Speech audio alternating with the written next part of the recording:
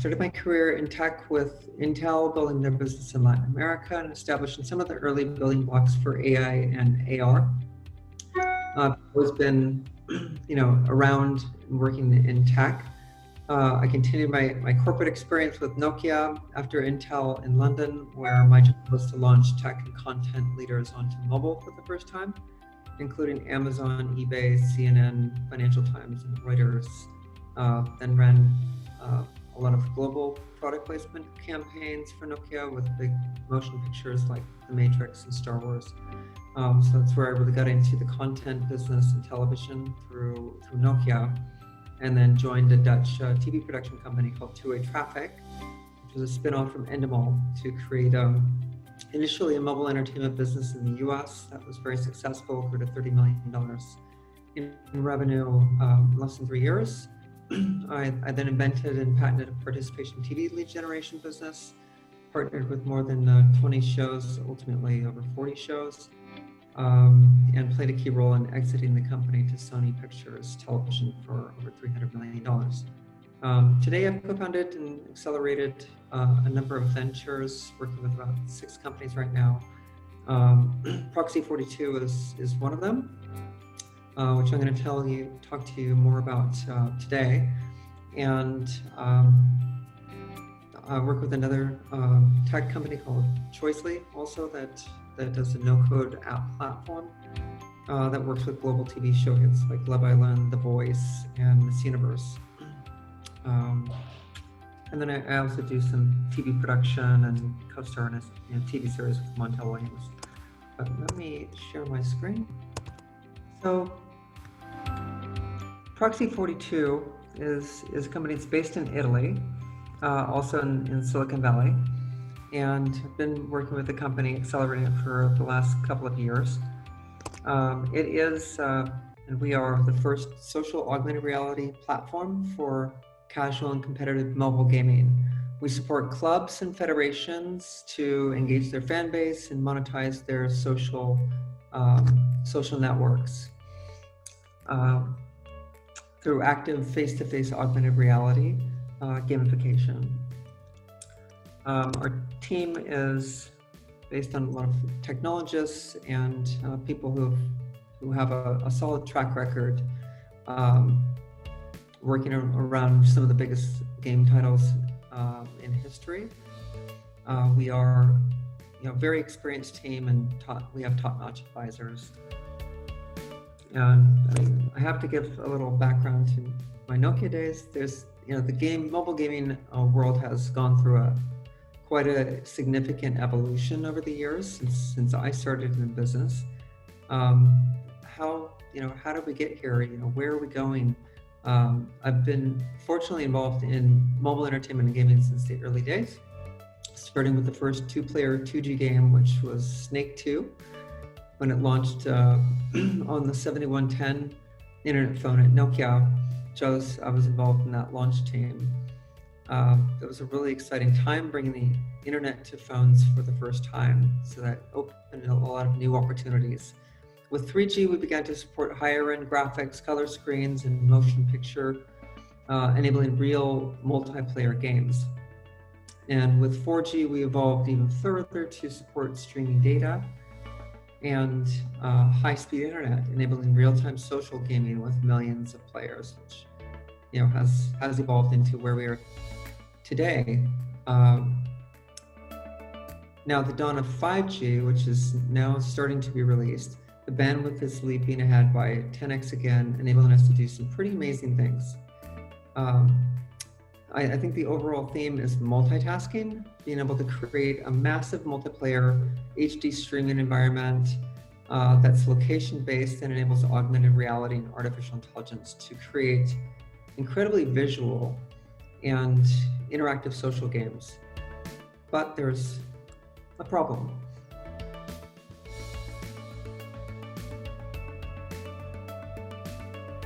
Kids who don't leave their rooms because they can't stop playing video games. I mean, it's 2 years since he's been to school. They're out of control. I have been headbutted, I've had concussion. Sounds like you're frightened.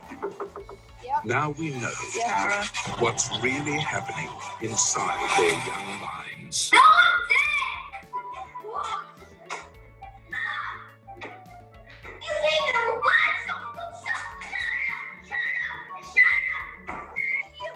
Stop it. I hate you! Kids. So the problem we have is, in which 60% of parents are very concerned, myself being one of them, is game addiction. And with technology, we've transformed traditional rough and tumble physical play into highly stimulating, hyper-focused play, which can create obsessive and addictive behavior. So it's a big problem that I think everyone who is a parent recognizes. But we came up with a solution a couple of years ago. Our aim at Proxy 42 has been to turn this around and move video gaming content into the real world, where young people can be socially and physically active outside the home. And augmented reality has been key to this. Our solution is where Pokemon Go meets Fortnite. So I want to show you a little bit of what we did with a game called Father.io.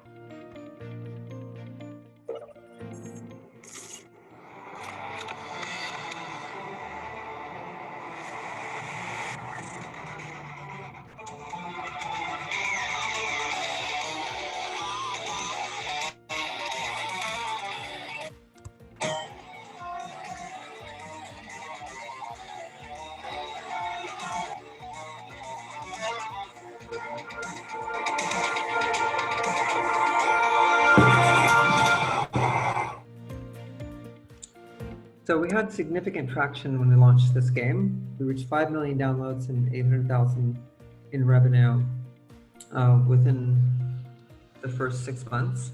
It was a top 1% Kickstarter campaign, which positioned us as, at the time, as the AR market leader in gaming and entertainment, according to leading market analysts. So we find that the key appeal to this in any game is putting the gamer at the center and making them feel like a hero and part of an amazing community. So the size of the market is significant. AR games, the expectation is about 30 billion by 2023. 21% of this market are kids and teenagers playing games like this, for a total addressable market of 6 billion. So it's a significant market. There's been great interest in terms of partnerships that we've been able to develop and foster because of the expectation of this marketplace. But we have a new problem now, which is coronavirus.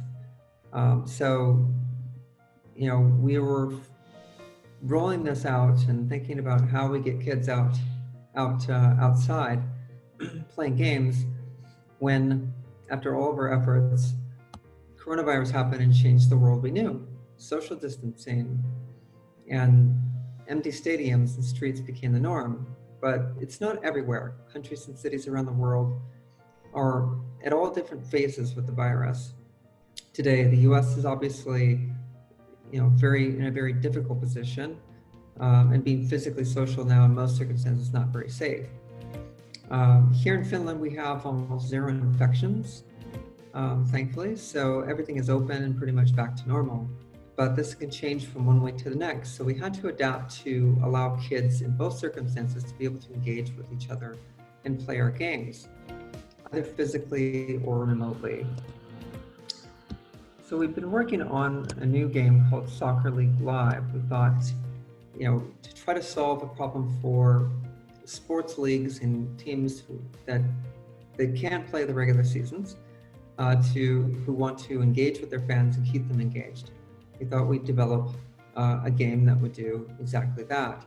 And with the advent of 5G, it gives us flexibility we need to enable both simultaneously in a pervasive, massive multiplayer environment that young consumers demand, also leveraging AR and AI in the gameplay with social video and chat all in one. So back to the theme of multitasking, we're working on a game that can deliver a number of things that young people want today, which is interacting like we're doing now with Zoom, while playing the game, while chatting, all totally engaged, and they can be either inside or outside. And when they're outside, there are other incentives that we can lead them into, other paths we can lead them to, whether they're playing at home, in their backyard, a park, or in a soccer stadium. In every case, the experience will fit the environment in which you're in. And that's something that AR and AI really play a big role in enabling. So thank you very much for listening to my presentation. I hope you found it useful.